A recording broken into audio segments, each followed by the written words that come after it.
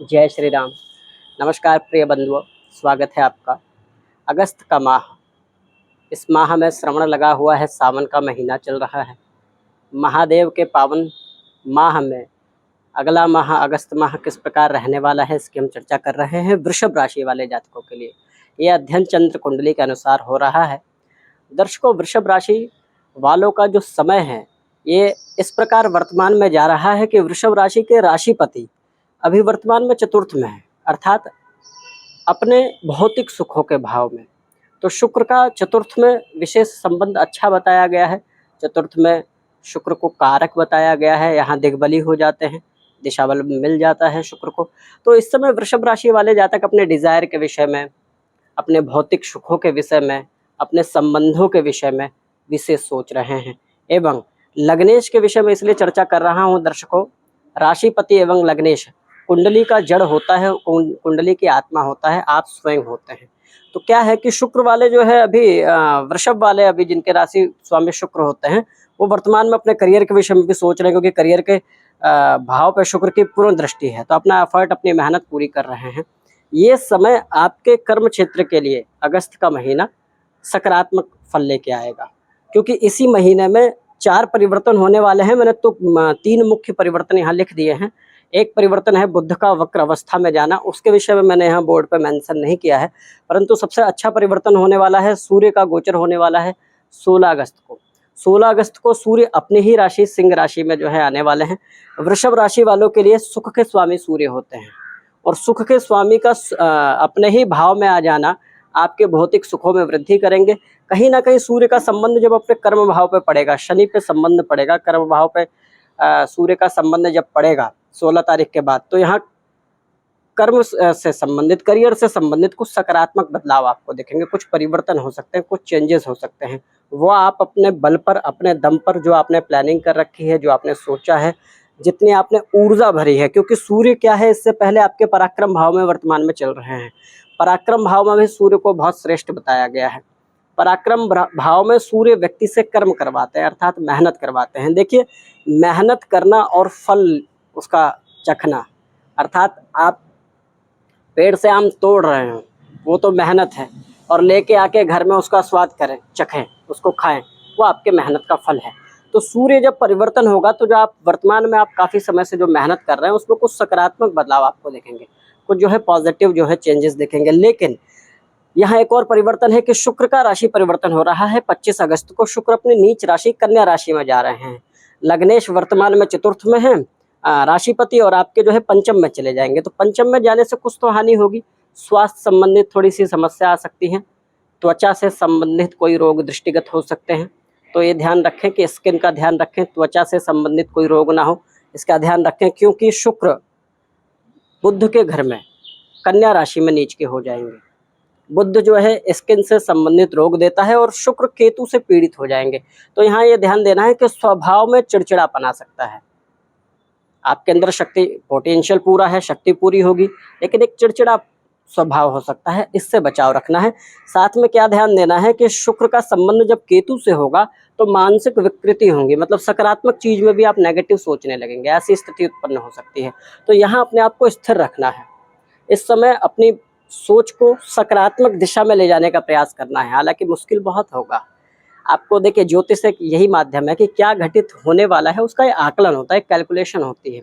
इस आकलन से हम सकारात्मक हो सकते हैं, हम ये जान सकते हैं कि हमारी क्या कमियां हैं, और किस चीज़ में हमको जो है, हमको पहले से ही पता चल जाता है कि इस क्षेत्र में हम नेगेटिव होंगे, तो वहाँ होना नहीं है। हमारे मन को जो है इस ज्योतिष के माध्यम से पता चल जाता है कि ऐसी ऐसी चीज़ें होने वाली हैं, तो उसका हम परिहार करें, उसका उपाय करें, उससे बचाव रखें।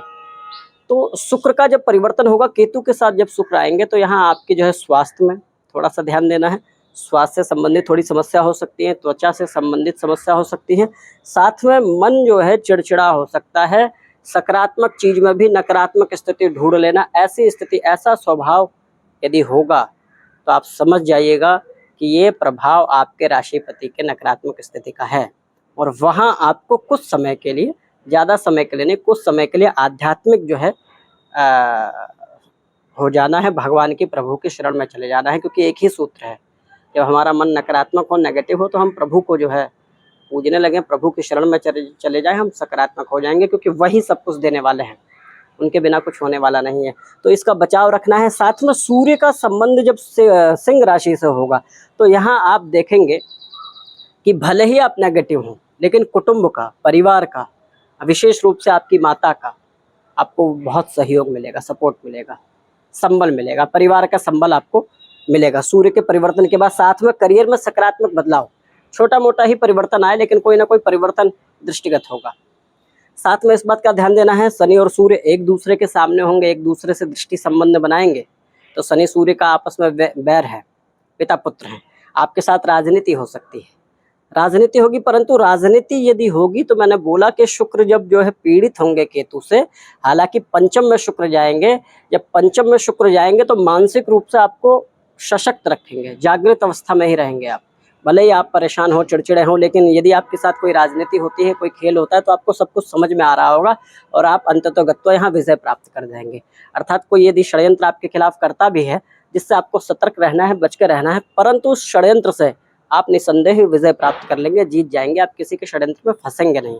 परंतु धैर्य रखना है, ध्यान देना है, अपनी बातों को गुप्त रखना है, अपनी योजनाओं को किसी को साझा नहीं करना। यह अगस्त का महीना आपके लिए कल्याणकारी हो सकता है। कार्मिक क्षेत्र से, आपके कर्म क्षेत्र से, आपके आर्थिक क्षेत्र से आपको अच्छा लाभ मिल सकता है। ध्यान क्या देना है? ध्यान ये देना है कि आपको अपने स्वभाव में नेगेटिव नहीं होना।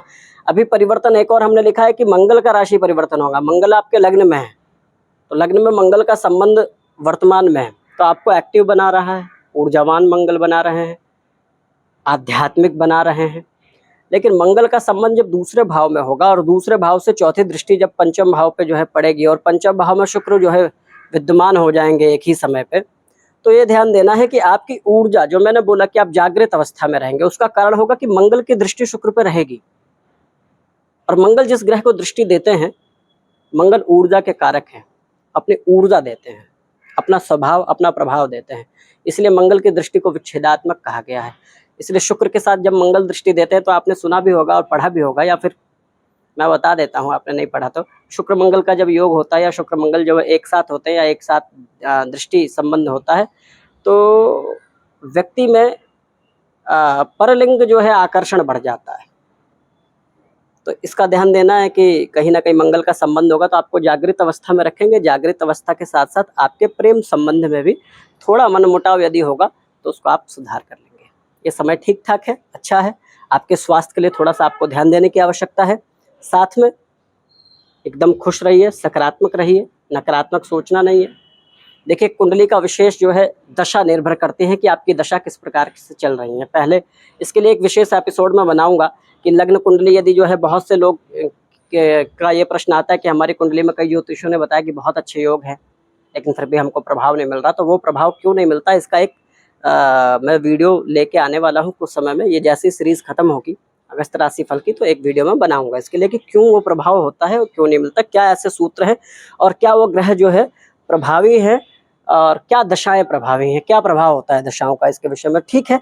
बाकी आपके लाभ भाव में राहु है तो राहु लाभ भाव में होता है तो ये इनके प्रकार है, राहु का स्वभाव है चमत्कार, राहु का स्वभाव है आकस्मिक, तो ये इनके प्रकार काम सिद्ध करवाएगा ही आपके। सूर्य का परिवर्तन हो रहा है तो ये परिवर्तन कल्याणकारी है। एक परिवर्तन जो बहुत ज़्यादा उत्तम नहीं है वो शुक्र का ही परिवर्तन है, तो इसमें आपको सतर्क रहना है, बच के रहना है, अपनी स्थिति को एकदम नकारात्मक नहीं होने देना।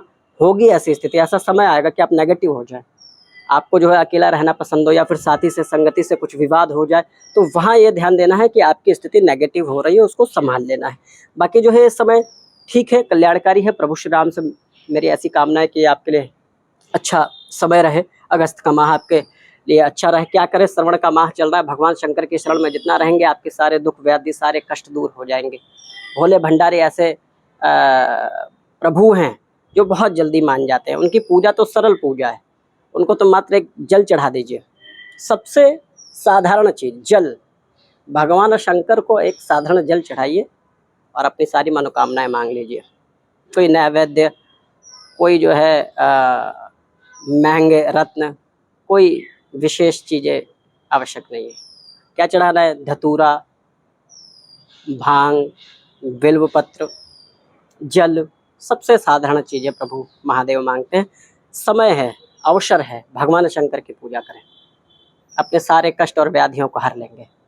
वर्तमान के लिए, अभी के लिए मैं विदा लेता हूँ। कोई आपका प्रश्न हो, कोई सुझाव हो या किसी विशेष चीज़ पे आप जानकारी लेना चाहते हैं तो आप जो है कमेंट के माध्यम से बताएं। कमेंट में जय श्री राम लिखें। एवं ये एक आध्यात्मिक जो है चैनल है, आप हमारे साथ बने रह सकते हैं, बन सकते हैं। आप जुड़िए हमारे चैनल से। कोई आपका प्रश्न हो, कोई सुझाव हो तो कमेंट के माध्यम से हमें दें। अभी के लिए जय श्री राम।